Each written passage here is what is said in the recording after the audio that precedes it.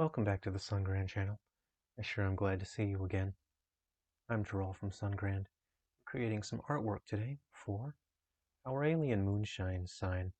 This is something that we'll have hanging up in the 50s diner of the Frying Saucer in Silver Falls, but also something that we can put in other locations as well, such as the various bars that are around town and other various restaurants. I think this is something that can have a fair bit of character. And in case you missed the first episode where we composited these different images together, feel free to check that out on our channel. Now, while you guys were away, I took the time to fill in the sky with a bit of a base layer of color and this area here. So right now, this doesn't look really great. It's just a sort of just a fill-in for base color, but these brush strokes, they don't really look all that great, do they? The reason why I prefer Clip Studio over Photoshop is the Photoshop brushes don't really scale all that well. You see, I have these very rectangular and very noticeable artifacting as the brushes scale up. But I'm quite familiar with that funny little quirk of Photoshop. What I've done here is I've selected my smudge tool. Now, I'm quite familiar with using these tools, and I know that I shouldn't feel disheartened if I am painting and things don't really look the way I would like them to. I'm going to use my smudge tool, and I'm just going to very lightly, just very lightly move things around and give them a bit of flow and character. There we go. That blends things in. Oh, that might be a little bit much. Okay, I've gone a little bit too far in some places. Let's go ahead and give that just a little bit of directionality, a little bit of flow to the scene. It gives it a more organic feeling. Now, sensitivity on my stylus might be a little bit too high, so I'm going to have to be very careful here. Why don't you go ahead and have a sip of your Earl Grey tea, and we'll get started on the rest of the coloring process here. Fantastic. As you can see, it doesn't take much to remove that artifacting and get things looking organic. Now, you generally don't want to have too many small brush strokes for this step of the coloring process. Too many small brushstrokes will get things looking a bit frenetic. And at this point, we are sort of detailing a larger area wherein the details should be a bit more vague because they are not the important part of the image here. Okay? And again, we may need to come back later as well and detail those just a little bit more as well. We want to sort of hint at the shape of different things, but we don't really want to overly detail this area as we just need to fill in the color. Okay? That's not too bad. How about that? Let's go ahead and fill this in. Again, I'm very lightly going through this. Just want to give a bit of shape and form to this area. We might imagine this area here being a happy little valley as these two mountains meet. You can see a little valley forming down there. Let's go ahead, bring these down. Fantastic. That's not too bad, is it? Let's go ahead and do the same for this side as well. Okay. Start. Too bad. That looks okay. Here we are. Nice, even strokes.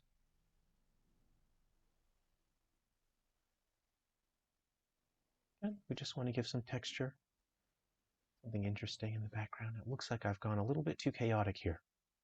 And it's looking a little bit funny. So this is something we'll have to fix at a later time. But for now, this will have to do. Looks a little bit like a storm back there, but that's something that we can easily address later on. I'm going to give it one more big stroke over here. Hopefully try and even out that pattern. I'm not too worried with what's going on over here. Let's go ahead and flip that around. Let's see if we can just quickly erase some of that gently. That's not too bad. That's okay. How about this? Let's go ahead and start filling in a bit more details just here. We'll want to pick some lighter colors. Okay, and we're going to start bringing in some light colors over here again. So We colored in the sky, but we've blurred in a bit of that ship there. And now it's blending into the background. Let's see if we can give it some brighter colors now. So we'll go back to our coloring tool. For a second there, I forgot I was on the smudge tool. Let's go ahead and color in that ship again. So we'll make him a bit more warm. We'll have a warmer color for the ship. So the warmer colors stand out. They tend to come to the foreground, while the colder colors, they fall to the background. Okay, let's give this a bit of a highlight here on this.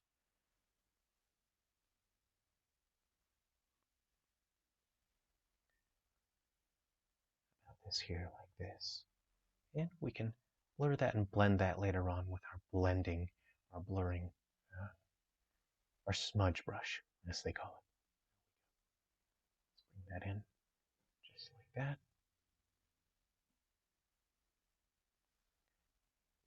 Smudge that later.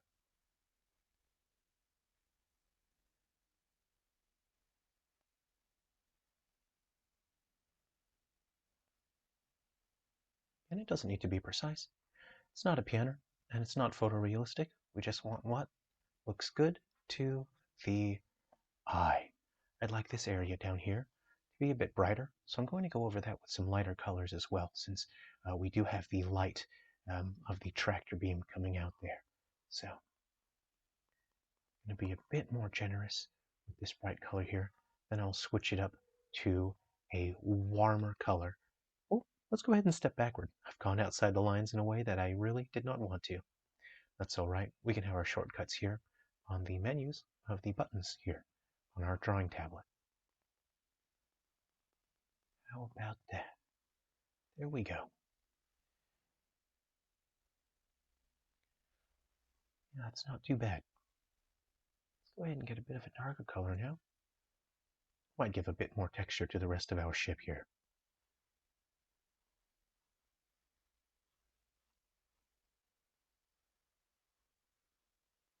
And again, I'm quite happy to have some uneven coloring here, as I'm going to use the smudge tool later on to make things feel a bit more organic.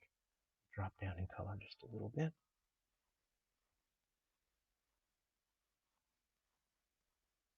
And let's see, drop down in color just a little bit more.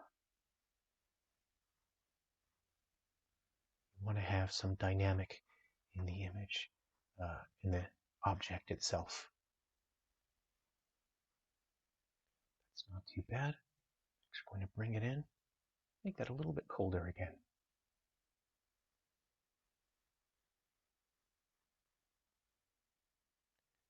And we'll be smudging this later on as well to create interesting textures for our overall end image. Okay, let's go for some colder, warmer colors now. I'm going to shrink that right down. Ooh. Actually, it might not be that bad to go outside the line in this area here.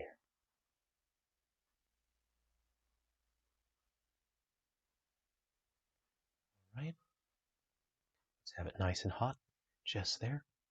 And then to contrast that, let's get a nice, dark, cool blue. Let's see. Thinking about where our lights would be. I think get a nice, cool blue just here. Seems okay. All right. Let's get a nice, cool blue to help define the shape of our machine here. It's not too bad. It's actually okay by me. Use our smudge tool again to give it a nice organic feel to it. Okay, that's not too bad. Let's go ahead and have a look at some of our trees here. These trees have been waiting for us. They're nice and patient. They haven't gone anywhere, have they? I'm going to go for something nice and dark so it stands out from the ground. Let's go ahead and save our progress. We haven't saved in a while. Don't forget to save. Now then,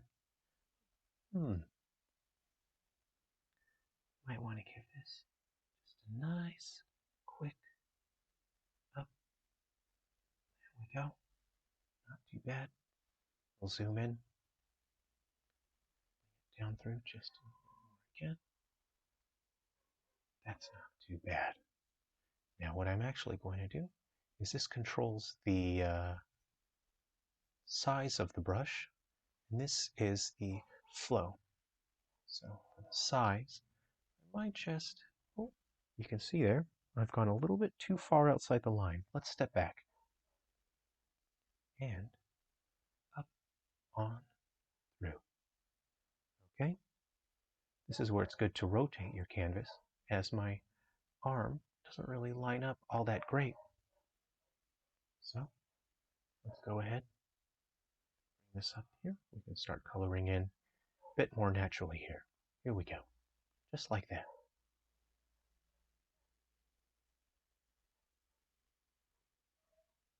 Okay. We'll take a brief moment to pause. We'll be right back. And we're back. Sorry about that inconvenience. My little doggy was barking outside. I had to go and make sure he wasn't getting abducted by aliens. But everything seems to be just fine. Let's see if we have that shortcut map to rotate on canvas here. As you can see, I can spin the wheel, I can rotate the canvas, I can color in these lines in a way that's a bit more comfortable and organic for my arm. So this seems to be an angle that works a bit better for me. Go ahead and color this in like this. Don't necessarily need to color in behind the leaves because I will be covering over those, so I might go ahead and just cover in the exposed areas. This is where it's okay for the brush strokes to get a little bit more abstract and less detailed, as the pen strokes here are less detailed as well. So color indicates an idea of form and not necessarily a one-to-one representation of something in the real world. I've rotated instead of changing the size of my brush, which is not what I wanted, but that's all right. Let's see, go back to our brush size here. Okay, and I'll have to pause it and check my doggy again. Just a moment. And we're back again. Let's go ahead and see where else we need to put in a little bit of color.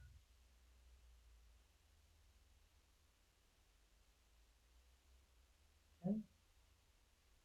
Just using color to indicate an idea, form, and shape. It's not one to one. This is quite dark. It isn't really necessary to fill it all in entirely, but fill it in. Trees won't be happy if they don't have all their color with them. It might be a little bit more abstract with our color of our branches and leaves, as the pen strokes themselves are a bit less detailed, which there's nothing wrong with, but we need to match the style of the artwork that we are working with. Go ahead and fill this in quickly.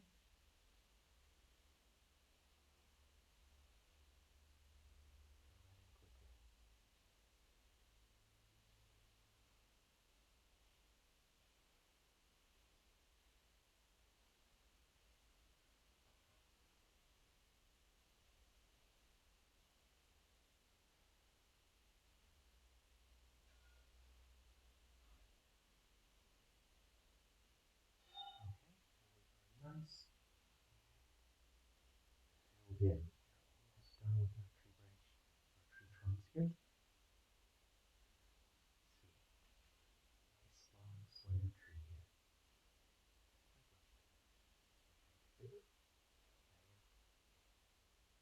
We can always come back later, and which we will do, and fill in a bit more dimensionality in the tree trunks that need them. Color